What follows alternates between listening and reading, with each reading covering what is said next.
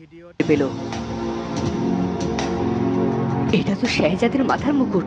তবে কি এই পথে গেছে? কিন্তু এদিকে তো কিছুই নেই। তবে কোথায় আছে আমার শাহজাদি? কোথায় খুঁজবো তাকে? কে কে ওখানে? কোথায় পিতা? এখানে তো কেউ নেই। আমি স্পষ্ট দেখলাম একটা কালো ছায়া। কেউ তো আমাদের উপর নজর রাখছে, কিন্তু কে? কে আর নজর রাখবে? প্রাসাদে তো পিশাচিনীর পা পড়েছে। জানি না বিধাতা আমাদের ভাগ্যে কি লিখেছে। পরিণীতা কি সত্যি উত্তর মহলে গেছে যুবরাজ? কি হয়েছে সবার? বাড়ির সবাই কোথায়? প্রাসাদকে আমি আগে কখনো এত নিস্তব্ধ দেখিনি। পরিণীতা, ভয় পেও না। তুমি তোমার লক্ষ্যে এগিয়ে যাও। আমি আর এখানে থাকতে পারবো না, আমাকে যেতে হবে। বিদায় পরিণীতা। রানীমা, আমার মনে হয় আপনার প্রাসাদে যাওয়া উচিত। আমি বাইরে এই বাগানটাই আপনার জন্য অপেক্ষা করব। ওরা তো জানে না যে আমি আবার আগের মতো হয়ে গেছি। সাবধানে থেকো ঈশান। আমাদের সাবধানে পা ফেলতে হবে। একটু ভুল করলেও অনেক খেসারত দিতে হবে। আমি কাকাতুয়াকে নিয়ে আসবো। চলি।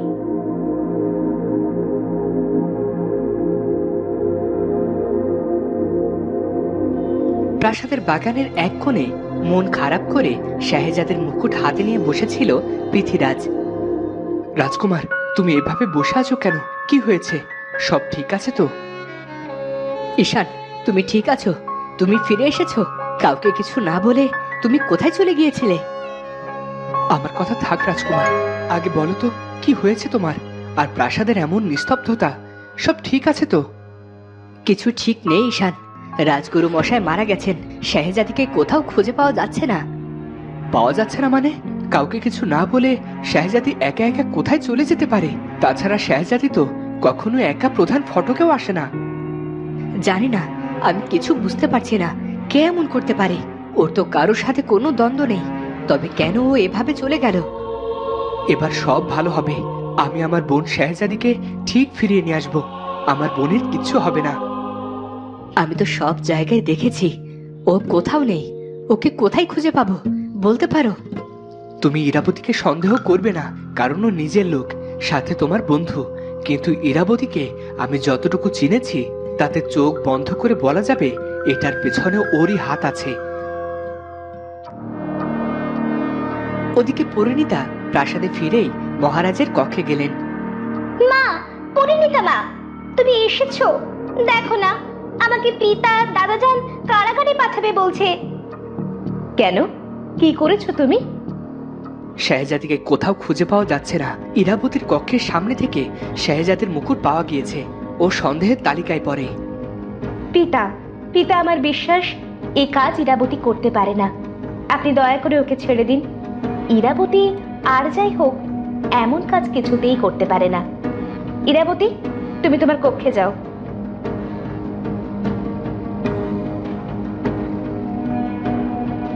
ওকে বন্দি করলে আসল ষড়যন্ত্রকারী তার দ্বিতীয় চাল দিত, আর আমরা সহজেই তাকে চিনতে পারতাম। তার মাধ্যমে শাহজাদিকে উদ্ধার করা সহজ হতো। পরিণীতা, আমি আজকাল তোমাকে চিনতে পারি না। তুমি তো আগে এমন ছিলে না। শান্ত হও যুবরাজ। আমার একটা কথা শোনো যুবরাজ।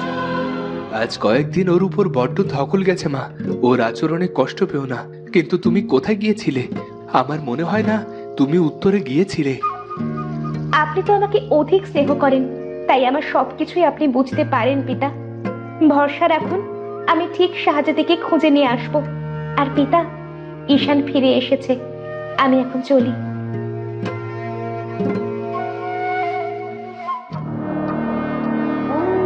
কি রে, এভাবে ছুটে এলি কেন? কি হয়েছে? তুমি ওই শাহজাদিকে ছেড়ে দাও। ওর জন্য তো আমার কারাবাস হতো। তোকে তো বলেছি আমি ওকে খেয়ে নিয়েছি।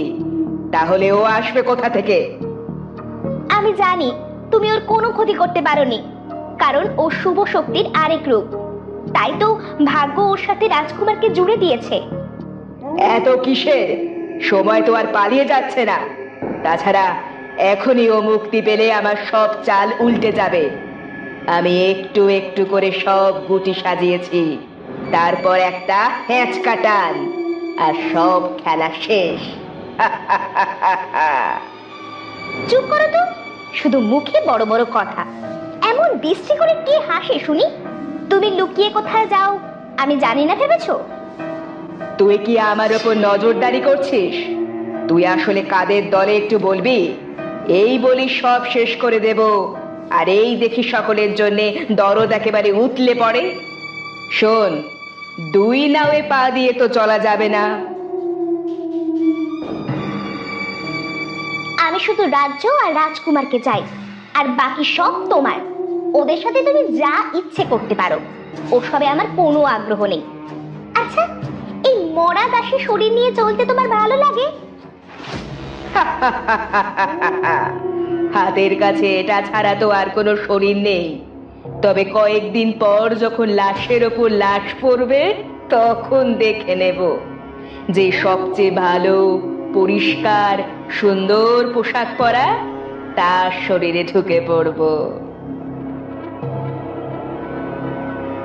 ভূত পিশাচেরা আবার এসবও দেখে নাকি? আহা, পিশাচ বলে কি আমাদের কোনো রুচি থাকতে নেই? এবার দেখবি প্রাসাদে কি কি হয়। তার মানে এই বদমাশ দাসী তুই পিশাচিনী জানে সাজদি কোথায়? তবে পরবর্তী কাকে শিকার বানাতে চায় ও? এখন এখান থেকে যেতে হবে, ওরা দেখে ফেললে আর রক্ষে নেই।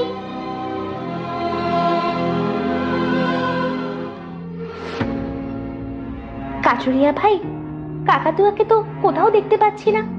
ও কি, আপনি এভাবে কাঁদছেন কেন? আমার ছেলে মেয়ে যে দুজনেই হারিয়ে গেল মহারানী। আমি কি আর কোনোদিন তাদের দেখা পাবো না?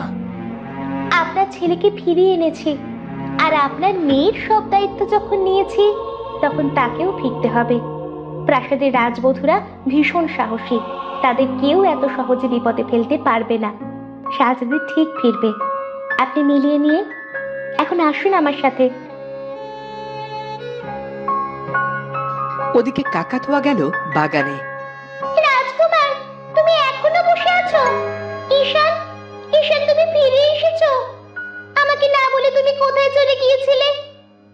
ঈশান তখন রূপোর কৌটা বের করে সেই বিশেষ জলীয় কাকাতুয়ার গাছে ছিটিয়ে দিল।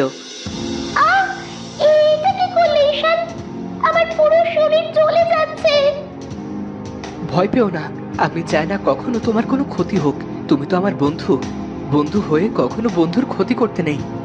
কিন্তু ঈশান, আমার দম আটকে আসছে, আমার অনেক কষ্ট হচ্ছে। তোমার কিচ্ছু হবে না কাকাতুয়া, তুমি একদম দ্রুত সেরে উঠবে। তোমার সকল অভিশাপ দূর হয়ে যাবে। তখনই চোখের পলকে কাকাতুয়া উধাও হয়ে যায়, আর নয়নতারা বেরিয়ে আসে। আপনারা আপনারা কেমন করে জানলেন যে আমি পাখি নই? আমি এক অভিশপ্ত রাজকন্যা।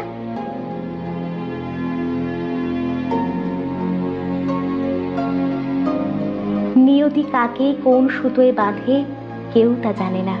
যেমন পিশাচিনীর তমসা ফিরে না এলে এই সত্যিটা আমাদের সামনেই আসতো না, আর আমরাও তোমাকে সাহায্য করতে পারতাম না নয়নতারা।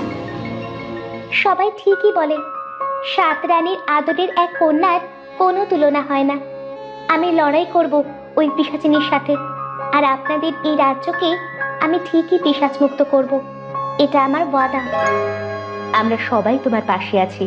শুধু একটা কথা মনে রেখো, আগামী পূর্ণিমার আগে তুমি কোনো কিছুই করতে পারবে না, কারণ পূর্ণিমার আলোতেই তোমার শুভ শক্তি উন্মুক্ত হবে। আমি আপনার কথা মনে রাখবো। আপনি আমার জন্য যা করলেন তাতে কোনো ভাষাতেই কৃতজ্ঞতা প্রকাশ যথোপযুক্ত হবে না। আমার মনে হচ্ছে আমি স্বপ্ন দেখছি। বাবা, তোমাকে আমি কথা দিয়েছিলাম ঈশান ফিরবে। আমার কথা মিলেছে তো? এবার আমার পুত্র ঈশান আর আমার এলোমেলো সংসারের দায়িত্ব নিয়ে এই বাবাকে একটু সুখে থাকতে দে মা। নয়নতারা, আমরা তোমাকে ঈশানের জন্য নির্বাচন করেছি। তোমার এতে কোনো আপত্তি নেই তো? ঈশানের মতো সৎ নির্ভীক মানুষকে কে না পাশে চায়। তবে আপনারা গুরুজন, আপনারা যা ভালো মনে করবেন আমি সেটাই মেনে নেব। কিন্তু শোকের বাড়িতে তো বিয়ে হতে পারে না। আমার পুত্রের বিয়ে নিয়ে আমার অনেক স্বপ্ন ছিল মহারানী। আমার মনে হয় শোক কাটার পরেই সব আয়োজন হবে। আর ততদিনে আমাদের শাহজাদিও ফিরে আসবে। ওই ইরাবতী এখনো জানে না শাহজাদি কোথায়, তবে তমসাকে চোখে চোখে রাখলেই শাহজাদিকে পাওয়া যাবে। কিন্তু তমসাকে কিভাবে চোখে চোখে রাখবো? ওকে তো চোখেই দেখা যায় না। সমস্যা তো এখানেই। তবে আমি নিশ্চিত শাহজাদি এই প্রাসাদেই আছে। পিশাচ মায়াবন্দী বলে আমরা ওকে দেখতে পাচ্ছি না। আর 4 দিন পর পূর্ণিমা, তারপরেই ফিরিয়ে আনবো শাহজাদিকে, কথা দিলাম। আর সবার চোখের পানির মূল্য গুনে গুনে শোধ করতে হবে ওই তমসাকে। এভাবেই আমাদের পাশে থেকো নয়নতারা, এসো আমার সাথে। না পরিণীতা মা, আমি প্রাসাদে যাব না। আমার আসার কথা তবে ওরা জেনে যাবে। আমি বরং বাইরের ওই অতিথিশালায় এক কোণে থেকে যাব, সময় মতো ওদের মুখোমুখি হব। ওদিকে ইরাবতী আটলো এক মস্ত ফন্দি। তমসা, ও পিশাচিনী তমসা! আহ, আমাকে একটু ঘুমোতে দে ইরাবতী। অকারণ কেন ডাকছিস? আগে আমার কথা শোনো। শুনেছি পিশাচিনীরা তুকতাক, বশীকরণ এসব জানে। তুমি বোধহয় এসব পারো না। কেন, তুই এসব দিয়ে কি করবি? আমাকে তাহলে শিখিয়ে দাও। প্রাসাদের সবাই আবার হাতের মুঠোয় থাকবে। আমি যখন যা বলবো তাই হবে। যেমন নাচাবো সবগুলো তেমনই নাচবে। তো বন্ধুরা, অবশেষে কি শাহজাদির খোঁজ মিলবে, নাকি এরই মধ্যে রাজবাড়িতে আবারও কেউ হারিয়ে যাবে তমসার প্রতিশোধের জন্য? সেটা জানবো আমরা পরের পর্বে। আর আজকের ভিডিওটি ভালো লাগলে অবশ্যই চ্যানেলটি সাবস্ক্রাইব করে বেল আইকনটি বাজিয়ে দিও। দেখা হচ্ছে পরের ভিডিওতে। ধন্যবাদ।